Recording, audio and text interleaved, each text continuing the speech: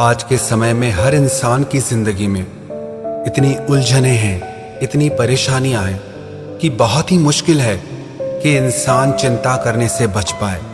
बहुत ही कम लोग होंगे ऐसे जिन्हें कोई चिंता नहीं होगी, जो अपनी जिंदगी बिल्कुल चिंता से मुक्त होकर जीते होंगे। वास्तविकता में आपको पता है चिंता क्या है? चिंता है आपके मन की अशांति, आपके मन की बेचैनी। चिंता 2.5 अक्षर का शब्द है, ची-न-ता।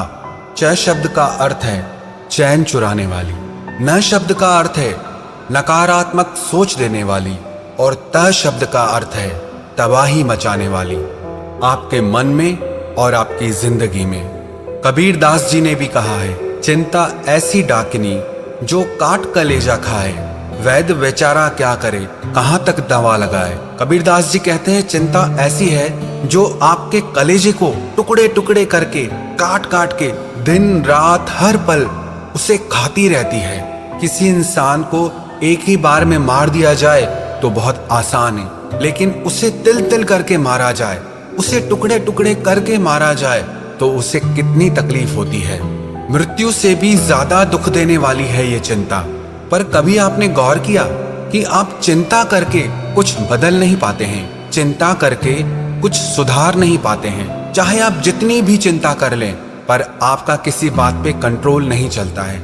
अगर आप हमेशा खुश रहना चाहते हैं, आप चाहते हैं कि आपका मन हर चिंता से मुक्त हो जाए, तो सबसे पहले तो आपको ये सोचना चाहिए कि आप जिस विषय में सोच रहे हैं, क्या चिंता करके आप उसे बदल सकते हैं? और यदि आप उसे चिंता करके नहीं बदल सकते तो चिंता करने से क्या फायदा?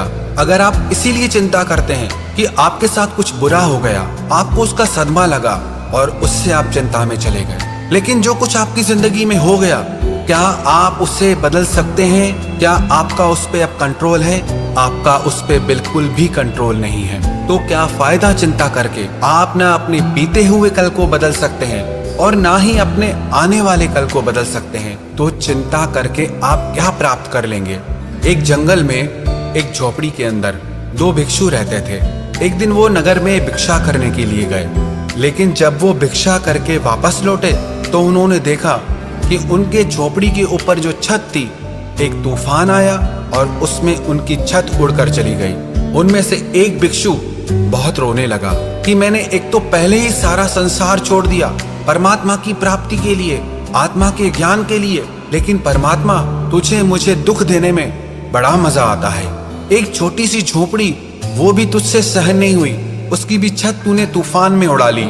लेकिन दूसरा भिक्षु जब उसी बिना छत वाली झोपड़ी के अंदर सो रहा था तो उसने देखा कि रात में चांद तारे कितने सुंदर लग रहे हैं। वो मन ही मन परमात्मा को धन्यवाद देने लगा कि रात इतनी सुंदर होती है, मैंने कभी सोचा भी नहीं था। अच्छा हुआ परमात्मा कि तूने हमारी झोपड़ी की छत उड़ा ली, वरना कभी हमें पता ही नहीं चलता कि रात को सोते समय चांद तारों को देखना कितना अच्छा लगता है। अगर मुझे पता होता कि बिना छत के इतनी अच्छी नींद आती है और इतना अच्छा नजारा देखने को मिलता है, तो मैं पहले ही छत को हटा देता।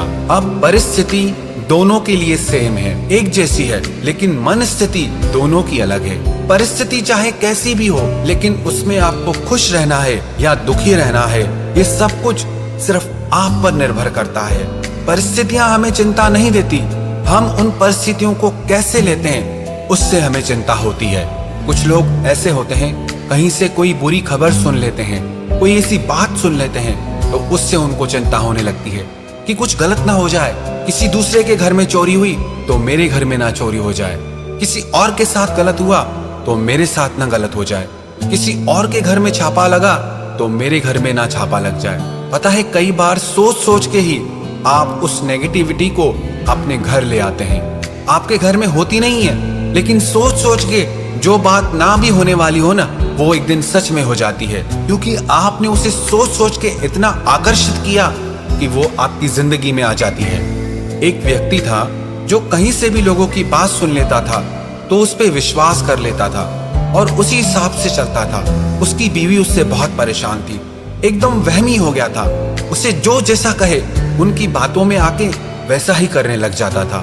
उसकी पत्नी ने अपने फैमिली डॉक्टर से बात की कि मेरे पति को ये बीमारी है उसे जो जैसा कहे वो वैसा ही सोचने लग जाता है।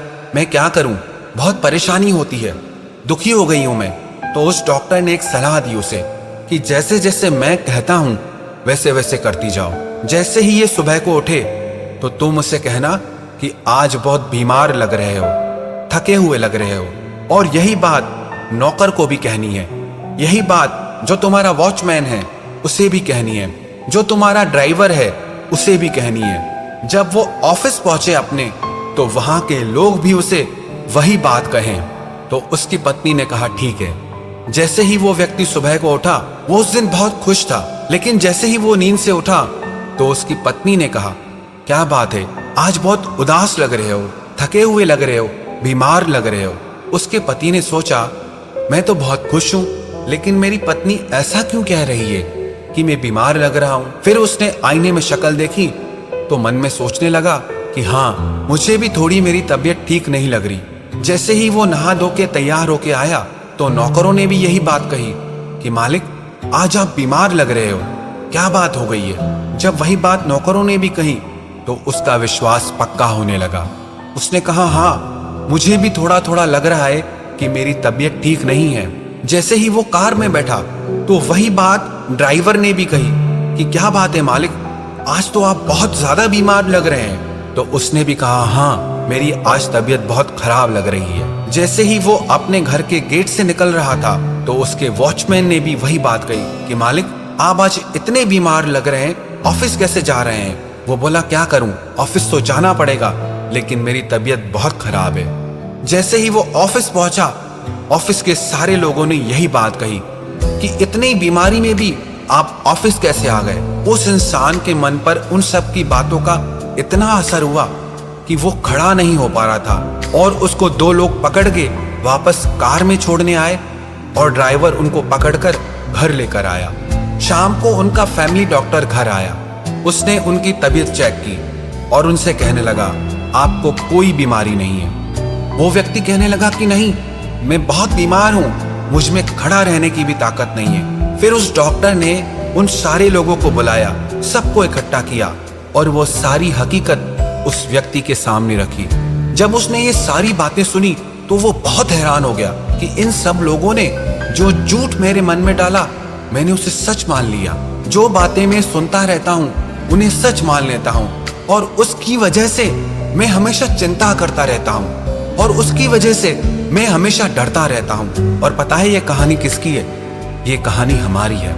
हम भी बेवजह डरते हैं, हम भी बेवजह चिंता करते हैं। कुछ सुन लेते हैं तो डर जाते हैं, कुछ देख लेते हैं तो चिंता में पड़ जाते हैं। हमारा डर, हमारी चिंता सच नहीं है। अगर हम इतनी सी बात को समझ जाएं कि जिस बात के बारे में हम चिंता कर रहे हैं, इतना ज्यादा सोच रहे हैं, वो सच नहीं है, ना ही वो सच होने वाला है। जो हुआ ही नहीं है उसको सोच सोच के क्यों चिंता करना, और जो गुजर चुका है अब उसकी भी क्या चिंता करना। किसी भी परिस्थिति में चिंता आपकी जिंदगी में किसी भी प्रकार का लाभ नहीं दे सकती, किसी भी प्रकार की खुशी नहीं दे सकती। तो आज से, अब से अपने मन में ये निश्चय कर लो, परिस्थिति चाहे कैसी भी हो, लेकिन हमारी मन की स्थिति कभी नहीं बिगड़ेगी। चाहे कैसी भी परिस्थितियां आ जाए, लेकिन हम चिंता नहीं करेंगे। हम मन से हमेशा निश्चिंत और खुश रहेंगे। आप मन में ये बात बिठा लो कि चिंता करने से कुछ नहीं बदलेगा। जो कुछ भी बदलेगा आपके कर्म करने से बदलेगा।